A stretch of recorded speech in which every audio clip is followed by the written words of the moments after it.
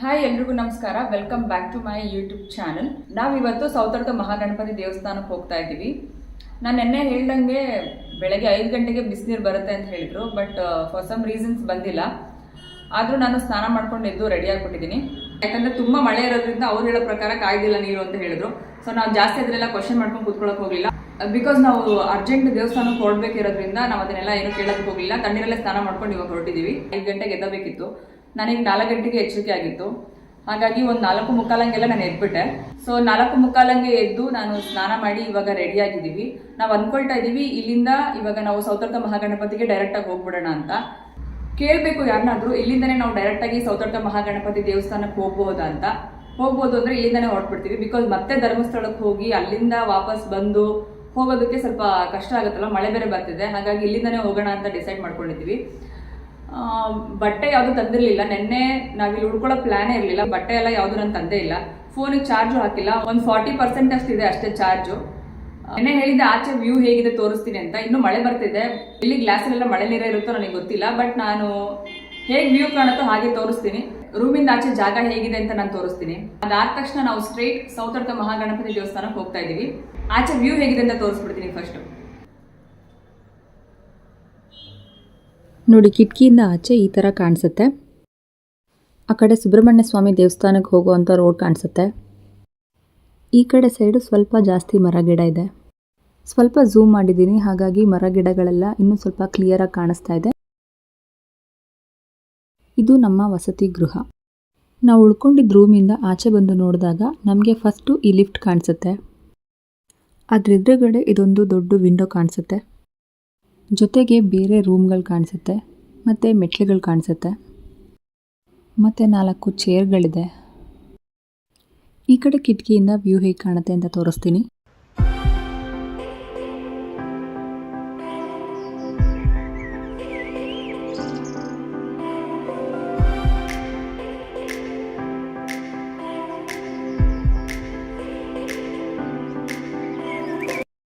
ಮೆಟ್ಲು ಹತ್ತಿ ರೈಟ್ ಸೈಡಲ್ಲಿ ನೋಡಿದಾಗ ನಮಗೊಂದು ದೊಡ್ಡದು ಗ್ಲಾಸ್ ವಿಂಡೋ ಕಾಣಿಸುತ್ತೆ. ವಸತಿ ಗೃಹದ ಮುಂದೆ ಹೇಗಿದೆ ಅನ್ನೋದು ಇಲ್ಲಿಂದ ಇನ್ನೂ ತುಂಬ ಕ್ಲಿಯರ್ ಆಗಿ ಕಾಣಿಸುತ್ತೆ.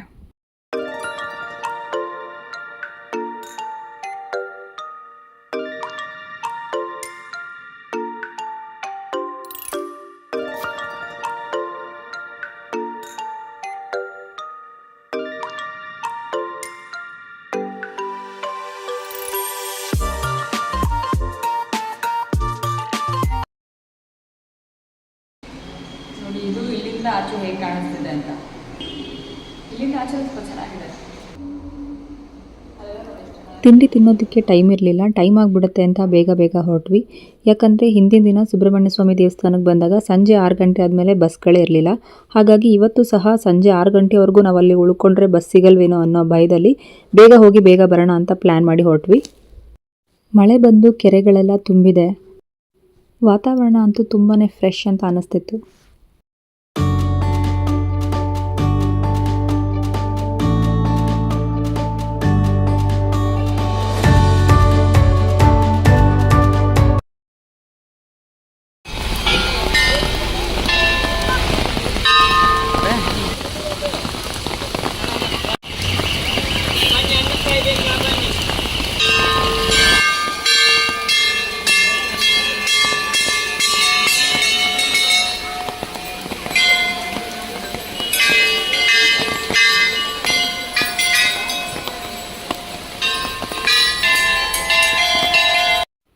ದಕ್ಷಿಣ ಕನ್ನಡ ಜಿಲ್ಲೆಯಲ್ಲಿ ಎಷ್ಟೊಂದು ಪ್ರಸಿದ್ಧ ಗಣಪತಿ ದೇವಾಲಯಗಳಿದೆ. ಅದರಲ್ಲಿ ಸೌತಡ್ಕ ಶ್ರೀ ಮಹಾಗಣಪತಿ ದೇವಸ್ಥಾನವೂ ತುಂಬ ಫೇಮಸ್. ಬೆಳ್ತಂಗಡಿ ತಾಲೂಕಿನಲ್ಲಿರುವ ಕೊಕ್ಕಡದಿಂದ 3 ಕಿಲೋಮೀಟರ್ ದೂರದಲ್ಲಿರುವ ಸೌತಡ್ಕದಲ್ಲಿರುವ ಈ ದೇವಸ್ಥಾನಕ್ಕೆ ಯಾವುದೇ ಗುಡಿ ಗೋಪುರ ಇಲ್ಲ. ಬಯಲಿನಲ್ಲೇ ಗಣೇಶನ ಪೂಜೆ ನಡೆಯುತ್ತೆ.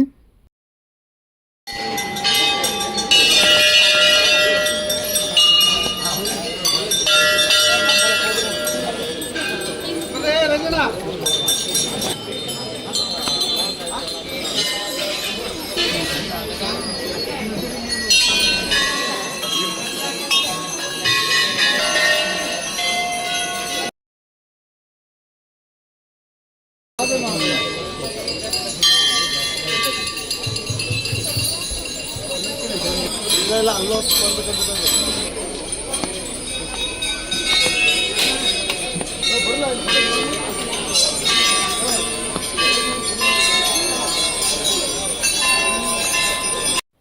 800 ವರ್ಷಗಳ ಹಿಂದೆ ರಾಜರು ಆಳ್ವಿಕೆನ ನಡೆಸ್ತಿದ್ದಂಥ ಕಾಲದಲ್ಲಿ ರಾಜವಂಶಸ್ಥರಿಗೆ ಸೇರಿದಂಥ ದೇವಸ್ಥಾನವೊಂದು ಇಲ್ಲಿ ಇತ್ತಂತೆ. ಆಮೇಲೆ ಸ್ಥಳೀಯ ಗೋವನ್ನು ಕಾಯುವಂತಹ ಬಾಲಕರಿಗೆ ಈ ವಿಗ್ರಹ ಕಾಣಿಸ್ಕೊಳ್ಳುತ್ತೆ. ಬಾಲಕರೆಲ್ಲ ಸೇರಿ ಆ ವಿಗ್ರಹನ ಎತ್ಕೊಂಡು ದಾರಿಯುದ್ದಕ್ಕೂ ಭಜನೆ ಮಾಡ್ತಾ, ಹಾಡು ಹೇಳ್ತಾ, ಪೂಜೆ ಮಾಡ್ತಾ, ಈಗ ಪ್ರಸ್ತುತ ವಿಗ್ರಹ ಇದೆಯಲ್ಲ ಆ ಜಾಗಕ್ಕೆ ಬಂದು ಒಂದು ಮರದ ಬುಡದಲ್ಲಿ ಕಲ್ಲುಗಳನ್ನ ಇಟ್ಟು ಗಣೇಶನ ವಿಗ್ರಹನ ಅದ್ರ ಮೇಲಿಟ್ಟು ಸೌತೆಕಾಯಿಗಳನ್ನ ನೈವೇದ್ಯವಾಗಿ ಕೊಡ್ತಾರಂತೆ. ಪ್ರತಿದಿನ ಸೌತೆಕಾಯಿಗಳನ್ನ ನೈವೇದ್ಯವಾಗಿಟ್ಟು ಪೂಜೆ ಮಾಡ್ತಾ ಬರ್ತಾರೆ. ಅವತ್ತಿನಿಂದ ಆ ಕ್ಷೇತ್ರಕ್ಕೆ ಸೌತಡ್ಕ ಅನ್ನೋ ಹೆಸರು ಬರುತ್ತೆ. ಗುಡಿ ಗೋಪುರಗಳನ್ನ ಕಟ್ಟುವಾಗ ಗರ್ಭಗುಡಿಯನ್ನು ಯಾವಾಗಲೂ ಪೂರ್ವಾಭಿಮುಖವಾಗಿ ನಿರ್ಮಿಸಿ ಆಮೇಲೆ ವಿಗ್ರಹನ ಪ್ರತಿಷ್ಠಾಪನೆ ಮಾಡ್ತಾರೆ. ಆದರೆ ಈ ಗಣೇಶ ಹಚ್ಚ ಹಸಿರಿನ ಪ್ರಕೃತಿಯನ್ನು ಆಲಯವಾಗಿಸಿ ಆಗ್ನೇಯ ದಿಕ್ಕಿಗೆ ಅಭಿಮುಖವಾಗಿ ಕುಳಿತಿದ್ದಾರೆ. ಬಡವ ಶ್ರೀಮಂತ ಅನ್ನೋ ಭೇದ ಭಾವ ಇಲ್ಲದೆ ಎಲ್ರಿಗೂ ಅಭಯ ಹಸ್ತ ನೀಡ್ತಾ ಈ ಗಣೇಶನ ದೇವಾಲಯ ಪ್ರತಿದಿನ 24 ಗಂಟೆನೂ ತೆಗೆದಿರುತ್ತೆ. ಅದೇ ಇಲ್ಲಿನ ವಿಶೇಷ. ಹಿಂದೆ ಇಲ್ಲಿನ ಸ್ಥಳೀಯ ವ್ಯಕ್ತಿಯೊಬ್ಬರು ದೇವಸ್ಥಾನನ ಕಟ್ಟಬೇಕು ಅಂತ ನಿರ್ಧಾರ ಮಾಡಿದಾಗ ಗಣಪತಿ ದನ ಕಾಯೋ ಬಾಲಕನ ರೂಪದಲ್ಲಿ ಆ ವ್ಯಕ್ತಿಯ ಕನಸಿನಲ್ಲಿ ಕಾಣಿಸ್ಕೊಳ್ತಾರಂತೆ. ಗಣೇಶ ಆ ವ್ಯಕ್ತಿಗೆ ಕನಸಲ್ಲಿ ಏನಂತ ಹೇಳ್ತಾರೆ ಅಂದರೆ, ದೇವಸ್ಥಾನ ನಿರ್ಮಾಣ ಮಾಡೋದೇ ಆದರೆ ಗೋಪುರನ ರಾತ್ರಿ ಬೆಳಗಾಗೋದ್ರೊಳಗೆ ಗಣೇಶನ ತಂದೆಯಾದ ಕಾಶಿ ವಿಶ್ವನಾಥನಿಗೆ ಕಾಣಿಸುವಷ್ಟು ಎತ್ತರದಲ್ಲಿರಬೇಕು ಅನ್ನೋ ಆಜ್ಞೆಯನ್ನು ಗಣೇಶ ಅವರಿಗೆ ಮಾಡ್ತಾರೆ. ಆ ಕೆಲಸ ಮಾಡೋದು ಅಸಾಧ್ಯ ಅಂತ ಗೊತ್ತಾದ ಮೇಲೆ ದೇವಾಲಯ ಕಟ್ಟುವಂಥ ಯೋಜನೆಯನ್ನು ಕೈಬಿಡಲಾಯಿತು. ಹಾಗಾಗಿ ಇಂದಿಗೂ ಕೂಡ ದೇವಾಲಯನ ಕಟ್ಟುವಂಥ ಯೋಜನೆಯನ್ನು ಯಾರೂ ಮಾಡಿಲ್ಲ.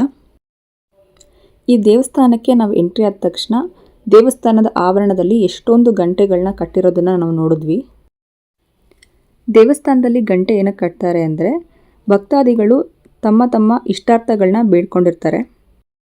ಅವರ ಇಷ್ಟಾರ್ಥಗಳು ಸಿದ್ಧಿ ಆದಮೇಲೆ ದೇವಸ್ಥಾನಕ್ಕೆ ಬಂದು ಗಂಟೆ ಕಟ್ಟಿ ಹರಕೆ ತೀರಿಸ್ತಾರೆ. ಎಲ್ಲ ಸಮಸ್ಯೆಗಳನ್ನು ನಿವಾರಿಸುವಂತಹ ಶಕ್ತಿ ಸೌತಡ್ಕ ಮಹಾಗಣಪತಿಗಿದೆ. ದಿನಾಗಲೂ ಪೂಜೆ ಮಾಡುವಾಗ ಬಿರುಗಾಳಿ ಮಳೆ ಬಂದ್ರೂ ಸಹ ಗಣೇಶನಿಗೆ ಆರತಿ ಮಾಡುವಾಗ ದೀಪ ಆರೋಗೋದಿಲ್ಲ ಅಂತ ಹೇಳ್ತಾರೆ. ಇಲ್ಲಿ ಪ್ರಸಿದ್ಧ ಸೇವೆಗಳಲ್ಲಿ ಅವಲಕ್ಕಿ, ಎಳ್ಳು ಬೆಲ್ಲ, ಆಮೇಲೆ ಜೇನುತುಪ್ಪ ಮತ್ತು ಬಾಳೆಹಣ್ಣು ಹಾಕಿ ಮಾಡುವಂಥ ಪಂಚಕಜ್ಜಾಯ ಸೇವೆ ಸಹ ಒಂದು. ಇಲ್ಲಿ ಪ್ರತಿದಿನ ಅನ್ನದಾನ ಸಹ ನಡೆಯುತ್ತೆ. ಪ್ರಸಾದ ಕೊಡೋದು 12:30. ನಾವು ದರ್ಶನ ಎಲ್ಲ ಮುಗಿಸಿ ಕಾಯ್ತಾ ಇದ್ವಿ. ಅಷ್ಟರಲ್ಲಿ ಸ್ಥಳೀಯರನ್ನ ವಿಚಾರಿಸಿದಾಗ ನಮಗೆ ಗೊತ್ತಾಯಿತು ಅಲ್ಲೊಂದು ಗೋಶಾಲೆ ಸಹ ಇದೆ ಅಂತ. ಹಾಗಾಗಿ ಗೋಶಾಲೆನ ನೋಡ್ಕೊಂಡು ಬರೋಣ ಅಂತ ನಾವು ಹೊರಟ್ವಿ. ಗೋಶಾಲೆ ಎಲ್ಲಿದೆ ಅನ್ನೋದು ನನಗೂ ಸಹ ಗೊತ್ತಿರಲಿಲ್ಲ. ಹಾಗಾಗಿ ಅಲ್ಲಿನ ಸ್ಥಳೀಯರನ್ನ ಕೇಳಿಕೊಂಡು ಗೋಶಾಲೆಗೆ ಹೋದ್ವಿ.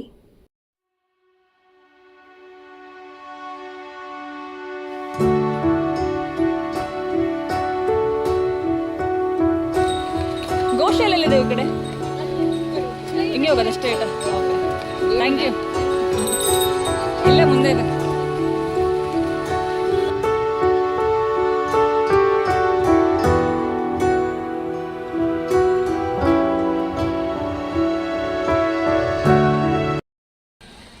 ಗೋಶಾಲೆಗೆ ಯಾವ ಕಡೆ ಹೋಗೋದು ಸರ್? ಆ ಕಡೆ ರೋಡಿಂದ ಹೋಗ್ಬೇಕಾ? ಆ ಕಡೆ ರೋಡಿನ ಸ್ಟ್ರೈಟು. ಅದೇನಾ? ಕಾಮಧೇನು ಗೋ ಸಂರಕ್ಷಣಾ ಕೇಂದ್ರ, ಶ್ರೀ ಕ್ಷೇತ್ರ ಸೌತಡ್ಕ.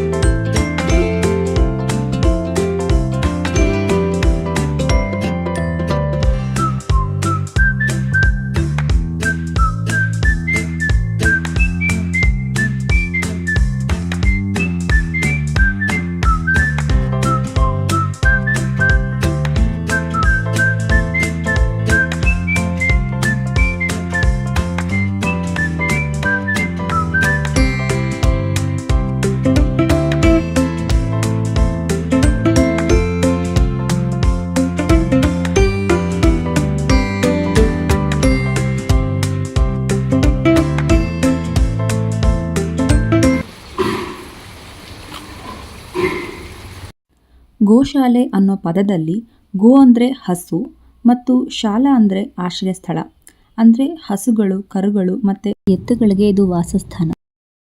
ಈಗಂತೂ ಭಾರತದಾದ್ಯಂತ ಗೋಶಾಲೆಗಳಿವೆ. ಇದು ನಾನು ಬಂದಿರುವಂತಹ 2ನೇ ಗೋಶಾಲೆ. ನಾನು ಇದಕ್ಕಿಂತ ಮೊದಲು ಶ್ರೀಧರ್ ಆಶ್ರಮಕ್ಕೆ ಹೋಗಿ ಅಲ್ಲಿ ಒಂದು ಗೋಶಾಲೆನ ನೋಡಿದ್ದೆ.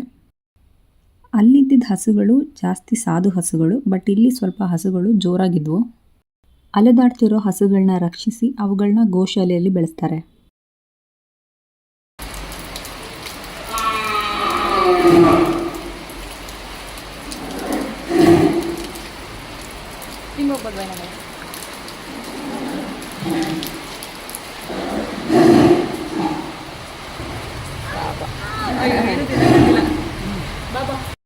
ಸೌತಡ್ಕದಲ್ಲಿ ಸುಮಾರು 250ರಿಂದ 300 ಹಸುಗಳಿದ್ವು ಅಂತ ಅನ್ಸುತ್ತೆ.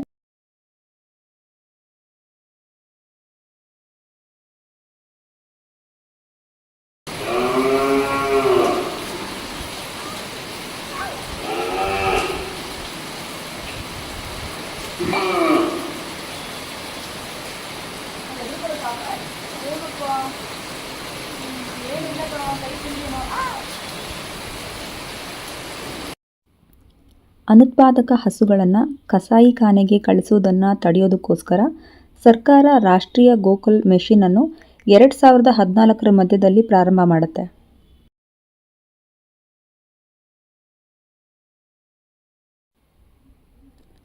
ಇದು ನಿವೃತ್ತ ಹಸುಗಳಿಗೆ ಆಶ್ರಯವನ್ನು ನಿರ್ಮಿಸುವಂತಹ ರಾಷ್ಟ್ರೀಯ ಕಾರ್ಯಕ್ರಮ ಆಗಿದೆ. ಗೋಶಾಲೆಗೆ ದಾನವಾಗಿ ಮೇವು, ಪೌಷ್ಟಿಕಾಂಶದ ಪೂರಕಗಳನ್ನ, ಆರೋಗ್ಯ ತಪಾಸಣೆ ಮತ್ತು ಔಷಧಿಗಳನ್ನ ಕೊಡೋದಕ್ಕೆ ಸಹಾಯ ಮಾಡಬಹುದು. ಹಸುಗಳಿಗೇನಾದರೂ ಸೋಂಕು ತಗುಲಿದ್ರೆ ಅವುಗಳ ನಿರ್ವಹಣೆಗೆ ವೆಚ್ಚವನ್ನು ಪೂರೈಸಬಹುದು. ಹಸುವಿನ ಸಗಣಿ ಮತ್ತು ಗೋಮೂತ್ರದಿಂದ ತಯಾರಿಸಿದಂತಹ ಪರಿಸರ ಸ್ನೇಹಿ ಉತ್ಪನ್ನಗಳ ಸಂಶೋಧನೆ ಮತ್ತು ಅಭಿವೃದ್ಧಿಯನ್ನು ಸಕ್ರಿಯಗೊಳಿಸಬಹುದು.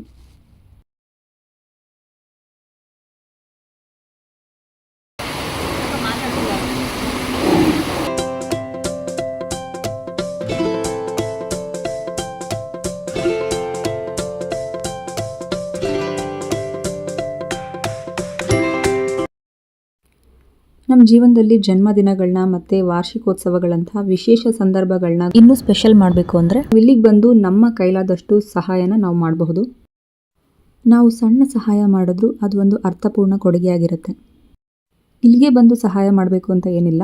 ನಮ್ಮ ಅಕ್ಕಪಕ್ಕದಲ್ಲಿರುವಂತಹ ಗೋಶಾಲೆಗೆ ಹೋಗಿ ನಮ್ಮ ಕೈಲಾದಷ್ಟು ಸಹಾಯನ ನಾವು ಖಂಡಿತವಾಗ್ಲೂ ಮಾಡಬಹುದು.